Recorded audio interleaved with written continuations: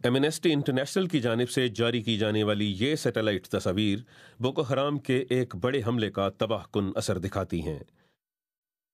پہلی سیٹلائٹ تصویر جہادی حملہ ہونے سے ایک دن پہلے لی گئی تھی۔ اس کے 4 دن بعد تباہ شدہ عمارتیں باگا شہر میں نظر آتی ہیں۔ ایمنسٹی کے مطابق 620 عمارتیں یا تو جل کر راکھ ہو گئیں یا پھر انہیں مکمل طور پر تباہ کر دیا گیا۔ اس کے قریب ڈورون باگا آبادی میں 3000 سے زیادہ عمارتوں کو ٹارگٹ کیا گیا تھا۔ مسلح افراد نے پہلے ملٹری بیس پر قبضہ کیا، جس کے بعد انہوں نے بلا تفریق باگا اور اس کے ارد گرد علاقوں میں لوگوں پر فائرنگ کی۔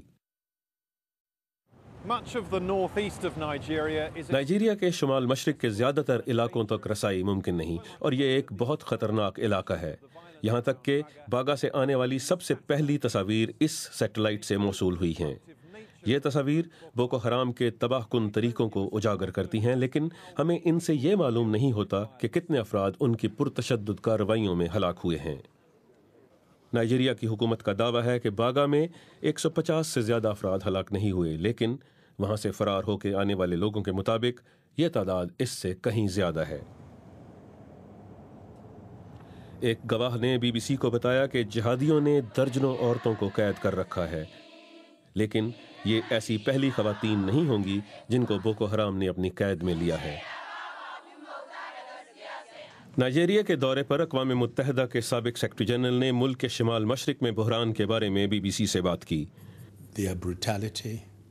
ان کی بربریت، معصوم بچوں، عورتوں، مردوں کا قتل عام کرنا، اس کو بالکل معاف نہیں کیا جا سکتا۔ وہ پورے علاقے میں دہشت پھیلانے اور لوگوں کو خوفزدہ کرنے کا تہیہ کر چکے ہیں۔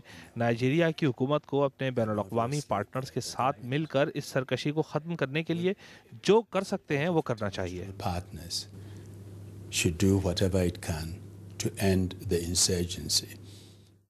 یہ بحران کمیونٹیز اور لاچار فیملیوں کی کمر توڑ رہا ہے۔